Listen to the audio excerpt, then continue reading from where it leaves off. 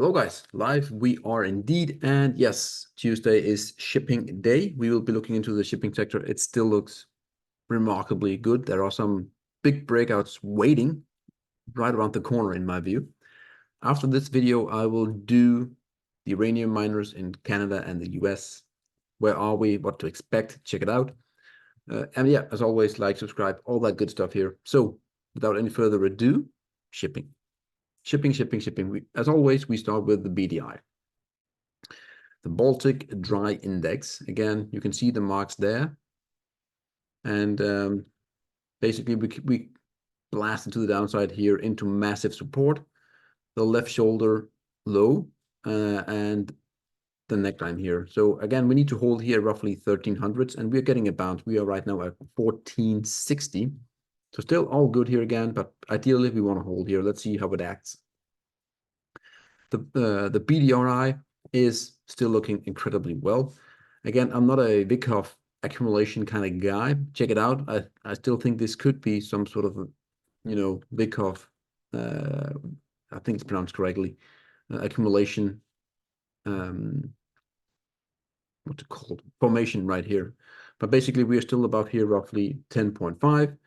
Again, let's go sideways here. It looks like it wants to break higher until proven otherwise. We have broken all the golden trend lines and so on. Still looks quite good. SBLK, just drifting here at the moment. We took the head, shoulder, neckline out there with a small bull flag. We're going higher. Still not a lot of momentum, but definitely, we have, I think if we get about 22.45, we can easily go to the shoulder highs there, roughly $25 for that company. CTRM, exactly here. We have broken the long-term golden trend line.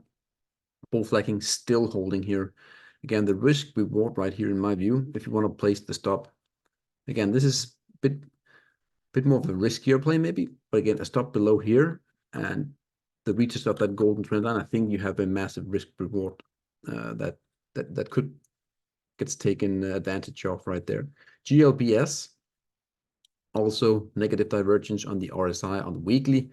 Again, we don't pay that much attention into it. What we're looking at here basically is my takeaway. The two horizontal levels here, the lower one is at roughly 2.46. Right now, we are below here. Not ideal. We want to regain this as quickly as possible. Also here you can see some tiny sort of bear flagging here. We want to get above ASAP. That is for sure. We need to get above 260 within a few weeks to make that level zone here into support again. Now it is resistance. We want to make it support very quickly. SB, safe bulkers. Again, I've removed some lines just to make the broader overview for this beautiful stock here again. Long-term golden trend line is broken when we get above 4 point, let's call it 4.4, 4.5. We're above the major support here at roughly 4, and we can zoom in and see, hopefully we can break it there. In my view, that will be an amazing, the more sideways we go, to be honest, the better. So let's just stay here for like a few weeks and then we can break higher. The breakout will be roughly 4.3. Again, the risk reward there is just amazing in my view. Truly amazing. 5% dividend as well. Look at it here. This goes back to 2008. Definitely 1, 2, 3. I think we will. I do believe we will break right here. That is for sure. Again, we need to hold 3.9, 4.0 roughly. But still, to me, I like it very much. Ship, good old ship here again. Smaller time frame. Well, roughly 3 years worth of golden trend line broken, neckline broken. You can see it there. The inverted head and shoulders. We do have a target that is higher than we are today. And that would also mean that we will get above, this roughly that level right there at 8.4. And definitely looks really good here. Should you be a buyer right here? No, I wouldn't say so. I would, if I were to play this, I were to say, all right, if we do a full retest, I'm a buyer roughly here at roughly 6. If we can get above, I will be a buyer above 8.4. Again, with stops managed correctly, or at least how you want to see it. I wouldn't be a buyer here at all. I don't buy into such strength here. I want to buy the pullback or a massive level breakout. D naught here again, nothing much has happened really. Still grinding higher. We need to get above that blue head shoulder trend line right here. And yeah, then I think this one could actually run quite hard when that happens, if that happens. EGLE still flirting, teasing actually that golden trend line here. You can see it there coming across. Basically, we're just toying with it here. Could this be some sort of diamond top here? I don't know. I don't use that formation very often, but I think when and if we get above roughly 56 into 58, I think that's when we will start to go higher. Short term, it could look like some sort of short term move down bear flag again, and also a smaller head and shoulders formation maybe. So again, be a bit. I wouldn't be a buyer here at all. Again, let's see how it acts. Let's see how it acts. ESEA, we are now at the triangle high here. Let's see how it acts there. But usually that is where you see some people sell off into that move right there. That is often a very big target for people that is trading this stuff. So again, nothing new there. GNK really, in my view, we're going up to roughly 20. Again, should you be a buyer here? No, I think you should drop down 2 time frames to somehow time your entry. Again, if we get some sort of pullback, then you should, if you want to trade it, you can buy into that. That's basically how I see it. A bit of a messy chart overall, so not the most ideal confidence that I have in that one here. Google or GOGL, not Google. Anyways, we are, in a rising wedge here into that bear flag extension right there. Again, I wouldn't be a buyer here at all by any means. Usually these rising wedges, they drop down before they eventually go higher. However, can we get above that last pivot high there and stay there within the bear flag? Then it's not too bad at all. It's not too bad. 4% dividend, same thing here again. Weird bottom, double bottom into some sort of triangle squeeze there. Not the most ideal textbook stuff, but still it is there. DSX, still one of the more underperforming. Again, you have shipping that has done quite well. So if you have one stock that is doing poorly in a bull market for that sector, that should always be a warning, by the way. Still below the 30 weekly, below the golden trend line, nothing new here. Again, if we drop down below into that major long-term golden trend line here at roughly 2.3, 2.4, I think that could be a buying opportunity at that point in time. Moving on to tankers, boat the ETF. I want to remove that and then I will add it on later. That was the gap up with the conflict down in the, I can't remember exactly where it is, but anyways, the conflict and yeah, that's the gap that we have. So definitely that's still in play, but we're above that golden trend line right there. Very bullish still. 30 weekly coming up nicely. Do this breakaway gap gets filled?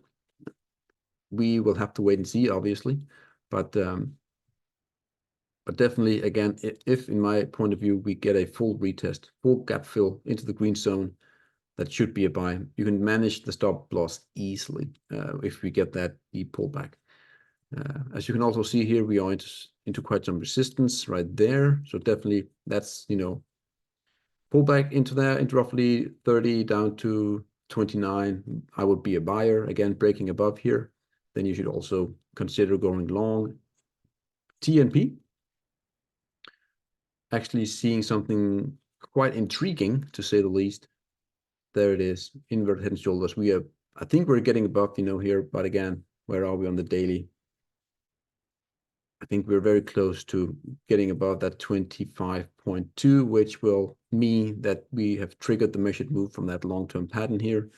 Stops can easily be placed somewhere below here, 24, maybe depending on how you want to do it, but anywhere between 24 and 23 is an easy stop loss placement. Great risk reward there as well, in my honest opinion.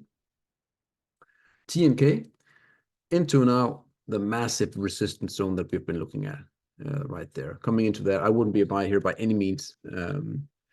So definitely, let's see how it acts there. But there should be some sellers here at least in that between 61 and 68.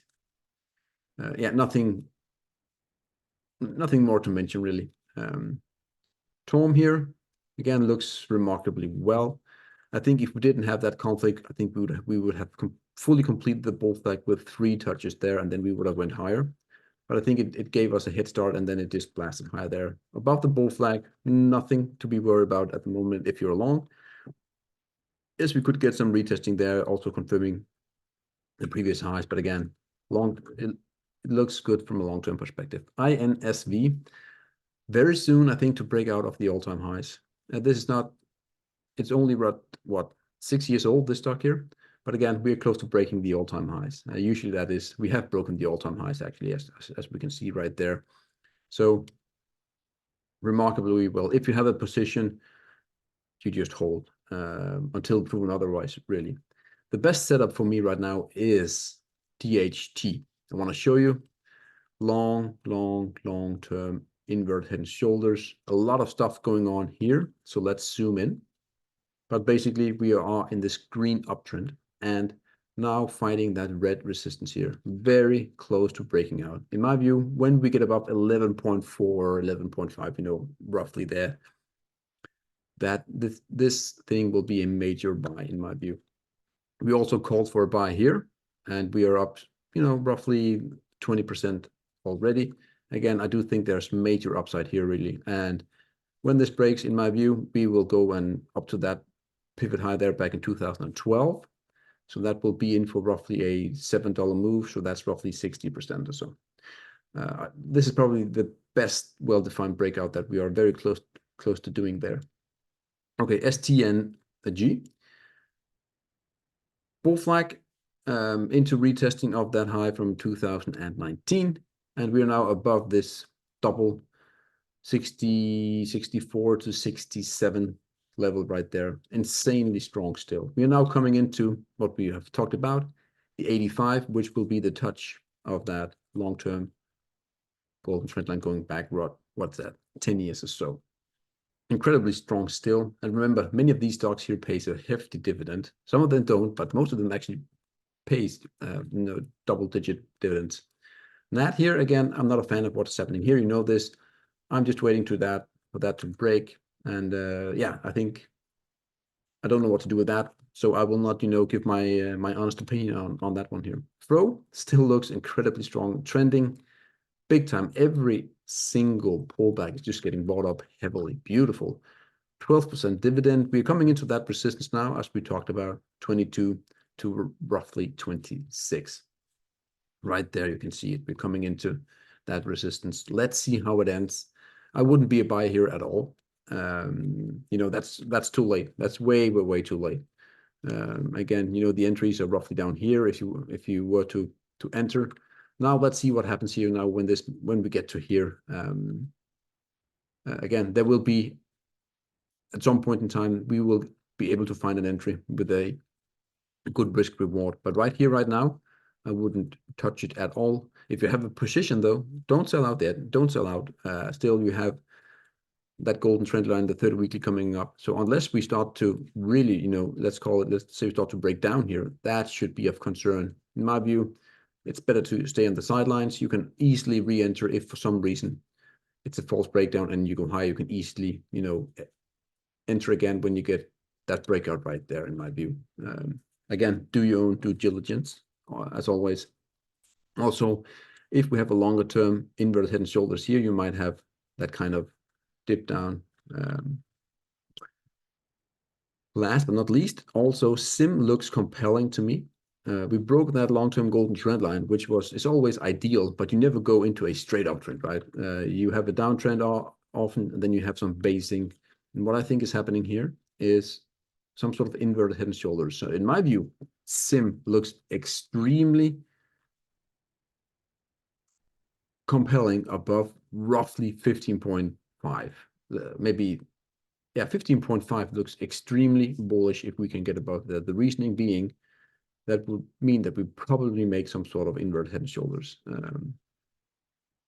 So that is my take. If that happens, again, you can easily place the stop loss and play that huge move to the, into the measured move roughly around here.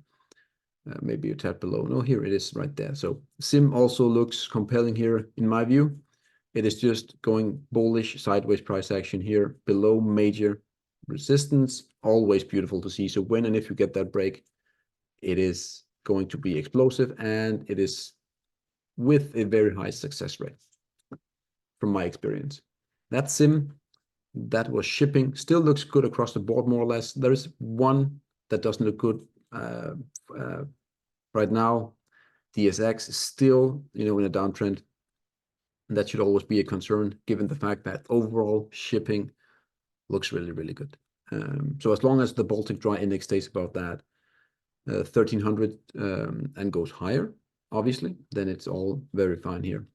That is all that I had here. Remember, these companies pay a great dividend. So if you can get a great entry and you can ride this for a few years and you get a, let's call it 10% dividend per year as well while holding, I mean, that is incredibly well for a dividend portfolio while you are getting a good entry with upside and well-managed risk to the downside. Beautiful stuff. That's all, guys. Shipping still looks great. Uranium miners coming out roughly 1 hour, 2 hours, give or take. Bye, guys. Cheers.